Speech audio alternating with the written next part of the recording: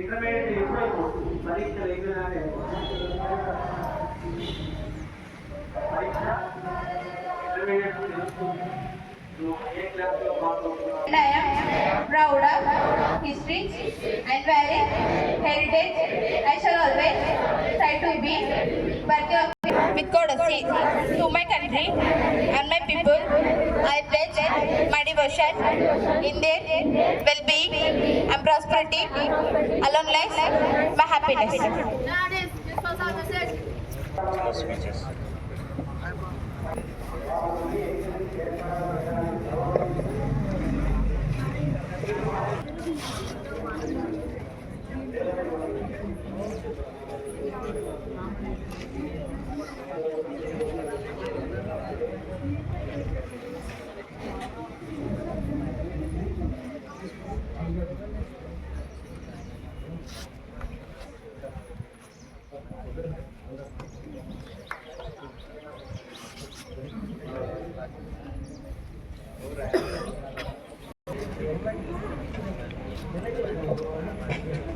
Students కి విషయం తెలియాలి కదా.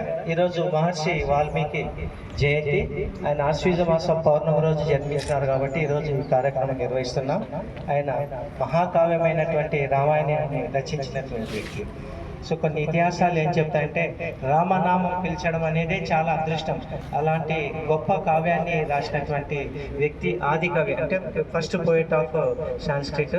అలాగే మహర్షి గ్రేట్ సెయింట్ అని కూడా పిలుస్తాము. అతని పేరు వాస్తవంగా రత్నాకరుడు అంటాం. చిన్నప్పుడు అతను ఆడుకోవడానికి వెళ్తూ అక్కడ అడవిలో తప్పిపోతే అక్కడ ఒక హంటింగ్ వృత్తిలో ఉన్నటువంటి వ్యక్తి ఇతన్ని చేరదీసి పెంచడం వల్ల యాక్చువల్గా అతని దంపతులు వాళ్ళ పేరెంట్స్ వచ్చేసి హర్షిని అండ్ హర్షిత అని.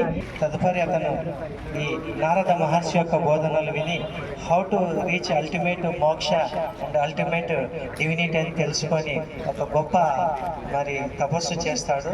ఆ తపస్సు వల్ల అతను మట్టి చుట్టుకుపోవడం దాన్ని వాల్మీకలు అంటారు. మరి ఆ విధంగా అతను వాల్మీకి మహర్షి అయినాడు. Thank you sir. మట్టి పుట్ట మట్టిలో ఉంచి బయటికి వెలుగులోకి వచ్చాడు. దానివల్ల వాల్మీకి తర్వాత ఆయన రామనామాన్ని జపిస్తూ సాధన చేసినాడు కాబట్టి మహర్షి అనే పేరు, ఈ వాల్మీకి మహర్షి అనే పేరు రావడం జరిగింది. ఈరోజు నార్త్ ఇండియన్లో సాధక దివస్గా ఈరోజు జరుపుకుంటూ ఉంటారు.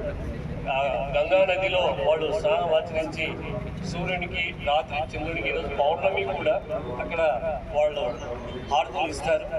వాళ్ళ పితృదేవతలకు కూడా ఈరోజు వాళ్ళు ఆహ్వానిస్తూ చేసే ఈ పండగ వీళ్ళే కాదు, మహర్షులు ఎంతోమంది మన దేశంలో ఇంకా సశరీరులుగా ఉంటూ సాధన చేస్తూ ఉన్నారు. ముఖ్యమైన మన ప్రదేశాల్లో వాళ్ళు ఇంకా సజీవంగా ఉన్నారు.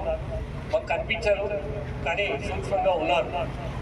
తర్వాత వీరు రచించిన రామాయణాన్ని కొన్ని దేశాలు, ప్రపంచంలో కొన్ని దేశాలు ఇప్పటికీ వాళ్ళు అసలు మలేషియా దేశానికి వెళ్తే ఇది మలేషియానా ఇండియానా అనే తేడా ఉండదు అనమాట.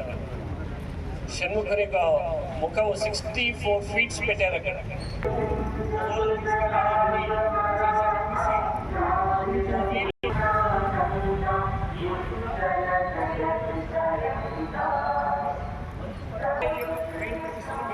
మీ చేతిలో మీ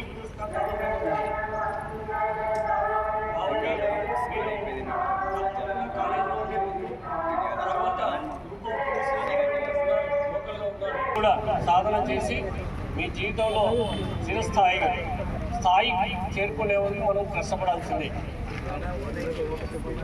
వారి యొక్క ఆశీస్సులు అందరిపైన ఉండాలని కోరుకుంటూ ఆకాంక్షలు ప్రార్థిస్తూ, తర్వాత రేపు జిఎస్టీ పైన, సూపర్ జిఎస్టీ పైన ఎలక్ట్రిసిటీ కాంపిటీషన్ ఉంటుంది.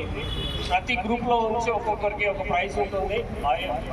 వీలైతే ఒక ప్రజాప్రతినిధులతో కూడా మాట్లాడతాను, వారు వచ్చి మీకు ప్రైజెస్ ఇవ్వడానికి ప్రయత్నం చేస్తారు వాళ్ళ టైం వీలు పెట్టి. సో